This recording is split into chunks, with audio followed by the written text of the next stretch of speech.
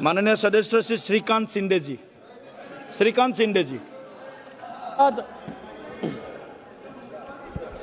सभापति महोदय कि आपने मुझे इस बहुत ही महत्वपूर्ण बिल पर बोलने का अवसर दिया। मैं मेरे पार्टी शिवसेना और हमारे नेता एकनाथ शिंदे जी की तरफ से इस बिल का पूरी तरीके से समर्थन करता हूं और आज एक ऐतिहासिक दिन है। अरे बैठिए बैठिए, अरे हो गया। अरविंद सावंत जी बैठिए। आप please address to this chair please. आज सबसे बड़ा महत्वपूर्ण दिन है, उस पर भी आऊंगा। महत्वपूर्ण दिन है कि पहले 370, फिर ट्रिपल तलाक और आज सीएए और आज गरीब मुस्लिम भाइयों के उद्धार के लिए ये वक्त का बिल इस सदन में लाया गया है। आज यहां पर कुछ साथी, अरे पुराने नहीं अभी भी हो सकते हो, उनको तो पहला प्रश्न मुझे पूछना है कि आज हरी जैकेट जो है बुधवार के लिए पहनी है या आज वक्त के लिए खास करके अरविंद सावंत जी ड्रेसअप करके आए थे। यहां पर मुझे उनका भाषण सुनते वक्त बहुत वेदना हुई, बहुत ही शॉकिंग था कि अरे वक्त पे ही बोल रहा हूं बाबा। इधर देखिए, इधर इधर सामने। मुझे इनसे आपसे बात कर रहा हूं सर, हमसे सामने देखिए। इनसे मुझे यूबीटी वालों से प्रश्न पूछना है। अपनी अंतरात्मा से इनको प्रश्न पूछना चाहिए कि बाला साहब आज होते तो ये क्या आज ये भाषण कर पाते यहां पर? आज इस सदन में एक बात साफ हो गई, ये यूबीटी वाले किसकी विचारधारा को मान रहे हैं और ये बिल का विरोध कर रहे हैं। इनके पास एक सुनहरा अवसर था अपनी गलतियों को सुधारने का, अपने इतिहास को संभालने का और विचारधारा को जिंदा रखने का, जिसके लिए कभी बाला साहब ठाकरे जी ने आंदोलन किया था। लेकिन अफसोस यूबीटी वालों ने उस विचारधारा को तो पहले ही बुलडोजर के तले जो है सुरोड़ मरोड़ दिया है। बाला साहब की जो विचारधारा थी वो स्पष्ट थी, हिंदुत्व की रक्षा, देश की एकता और बाकी धर्मों के लोगों के लिए सम्मान। लेकिन आज अगर बाला साहब यहां होते तो यूबीटी का डिसेंट नोट यहां पर अगर पढ़ते तो उनके आत्मा को बहुत वेदना जो है होती। मैं यहां पर यूबीटी का एक डिसेंट नोट जो है लेकर आया हूं। इन्होंने यहां पर कहा है कि नॉन मुस्लिम मेंबर वक्फ बोर्ड में नहीं होने चाहिए और उसके ऊपर वो वकालत वहां पर कर रहे थे कि जो बाला साहब हमेशा हिंदुत्व के लिए लड़ रहे थे। मुझे लगा इनको सिर्फ हिंदुत्व से एलर्जी थी, लेकिन आज हिंदुओं से भी एलर्जी जो है यूपीटी को होने लग गई है आज।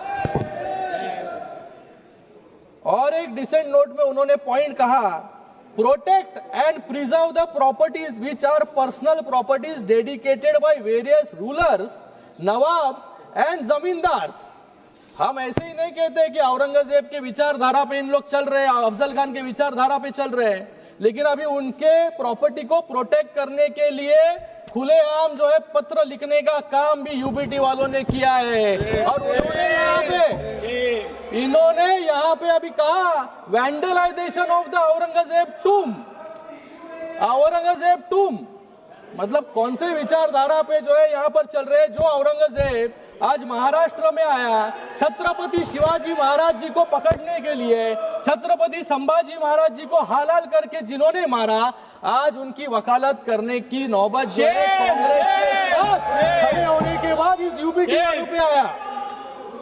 इन्होंने कभी पत्र लिखा नहीं। जब पालघर में साधु हत्याकांड हुआ तभी इनके मुंह से कुछ भी निकला नहीं, तभी चुप बैठे थे। लेकिन आज औरंगजेब के बारे में बात निकली तो यहाँ पे इनको जो है तिलमिलाट जो है यहाँ पर हो रही है।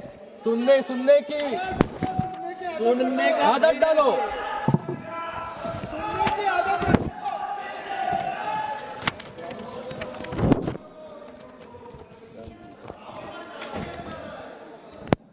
मैं यहाँ पर इन्होंने और कहा है यहाँ पर 370 कलम हटाने के बाद कश्मीर में क्या हुआ? बाला साहब ठाकरे जी जब भी थे तभी उन्होंने कहा कि मुझे एक दिन अगर प्रधानमंत्री बनाएंगे तो सबसे पहले मैं 370 कलम को हटाऊंगा। आज वो 370 कलम को यहाँ पर क्यों हटाया, ऐसा प्रश्न पूछने का काम यहाँ पर कर रहे हैं। और उसी के साथ में राम मंदिर के बारे में भी कहा इन्होंने कि जो सपना बाला साहब ने देखा था राम मंदिर का, कि राम मंदिर बनाने के बाद क्या हुआ, ये भी प्रश्न पूछने की नौबत जो है आज यूबीटी पे आ गई है। मुझे लगता है कि आज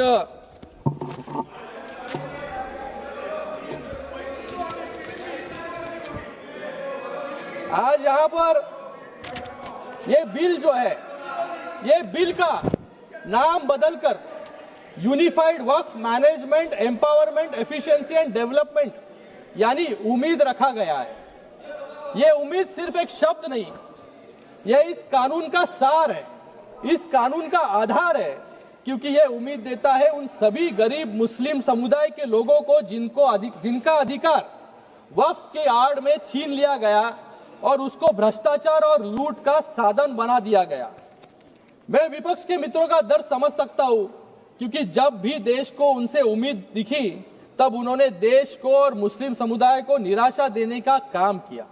जिस समुदाय ने आंख बंद करके इनको वोट दिया, लेकिन उनको सिर्फ वोट बैंक बनाकर छोड़ देने का काम जो है इस कांग्रेस वालों ने, विपक्ष वालों ने किया।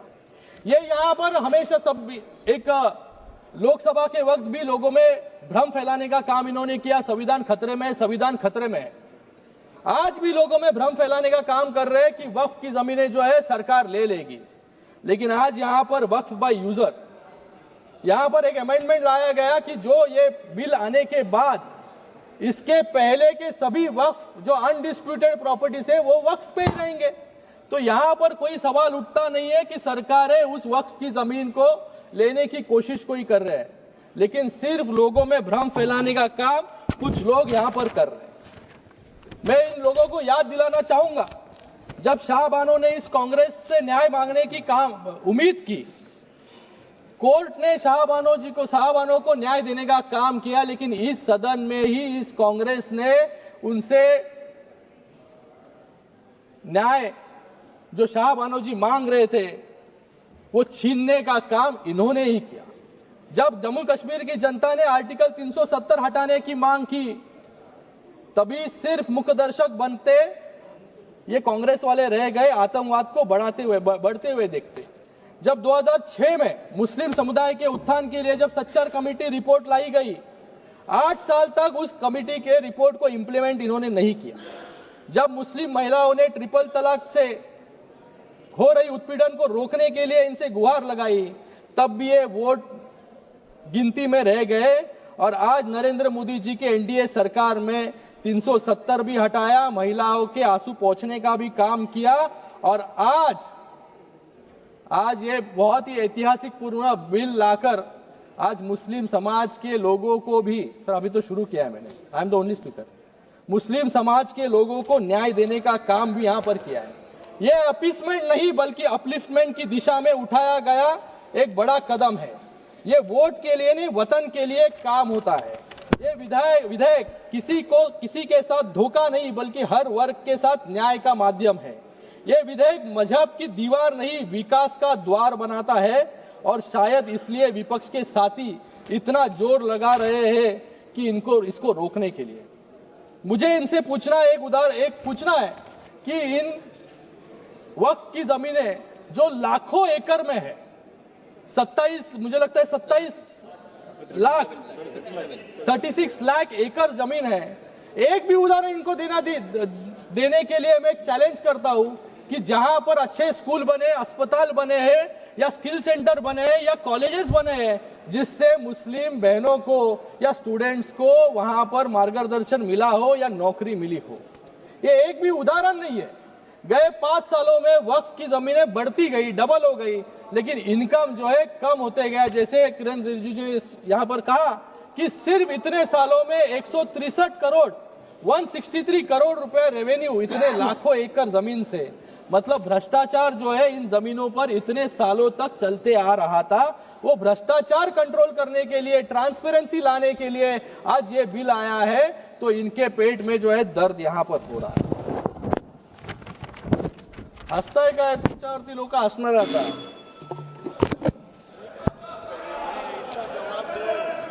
आज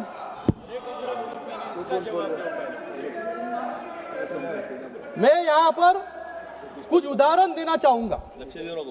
यहां पर इंडिया अलायंस के सभी साथी इसका विरोध कर रहे हैं, लेकिन आज इंडिया अलायंस का एक भी मुख्यमंत्री नहीं होगा जिन्होंने अपने कार्यकाल में वक्फ बोर्ड के भ्रष्टाचार पर इंक्वायरी नहीं की हो. हमेशा ये अनकॉन्स्टिट्यूशनल वाक्य जो है यहां पर बोलते रहते हैं. मैं कुछ उदाहरण यहां पर देना चाहूंगा. 2011 में ये तृणमूल कांग्रेस की सरकार बंगाल में थी और कांग्रेस केंद्र सरकार में थी, और ममता बनर्जी ने बंगाल में 1000 करोड़ के वक्फ घोटाले की सीबीआई जांच की मांग की थी.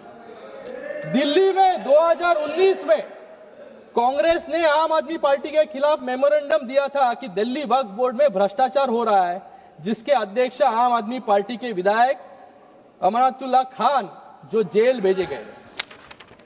उत्तर प्रदेश में भी समाजवादी पार्टी के शासन के दौरान अखिलेश यादव जी की सरकार में मंत्री रहे आजम खान ने वक्फ का मंत्री होते हुए, सही है ना भाई, सही है, बाहर आपसे तो बात किया मैंने, आपको पता है, वक्फ के मंत्री होते हुए खुल्लम खुल्ला लूट मचाई. सत्ता के संरक्षण में जबरन जमीनों को वक्फ संपत्ति घोषित करके अपनी निजी जागीर बनाने की कोशिश की. आज 50 से ज्यादा मामले उन पर दर्ज है और आज जेल में वो सलाखों के पीछे है. आप समाप्त कांग्रेस ने भी उनका विरोध किया था. ऐसा ही एक और उदाहरण सामने आया है दिल्ली में, जब कांग्रेस सरकार ने रातों रात 123 कीमती और प्राइम लोकेशन पर स्थित संपत्तियों को दिल्ली वक्फ बोर्ड को सौंप दिया इलेक्शन के पहले. और तेलंगाना में भी ऐसा ही उदाहरण है कि जहां पर तेलंगाना के चीफ मिनिस्टर ने यहां पर कहा सबसे पहला मैंने विरोध किया, लेकिन आज इसी तेलंगाना में सबसे ज्यादा लिटिगेशन है. 77,000 करोड़ से ज्यादा जमीन, 77,000 एकड़ से ज्यादा जमीन वक्फ के पास है, लेकिन सिर्फ 22,000 एकड़ जमीन विवाद मुक्त है. बाकी 55,000 जमीन जो है विवाद उसके ऊपर है, क्योंकि उन जमीनों पर गवर्नमेंट सरकारी संपत्तियां हैं और गवर्नमेंट के वास्तु जो है वहां पर बने हैं. केरल में भी ऐसे ही उदाहरण है. तो मुझे लगता है कि ये जो विपक्ष इसका घड़ी घड़ी विरोध कर रही है, ये विरोध जो है, ये विरोध सिर्फ अपने पाप छुपाने के लिए यहां पर कर रहे हैं, क्योंकि पूरे पाप अब उजाले में आ जाएंगे. उन्हें डर है कि वक्फ के नाम पर की गई लूट, अवैध कब्जे और राजनीतिक सौदेबाजी अब दस्तावेजों में दर्ज हो जाएगी और जनता की अदालत में उनकी पोल खुल जाएगी.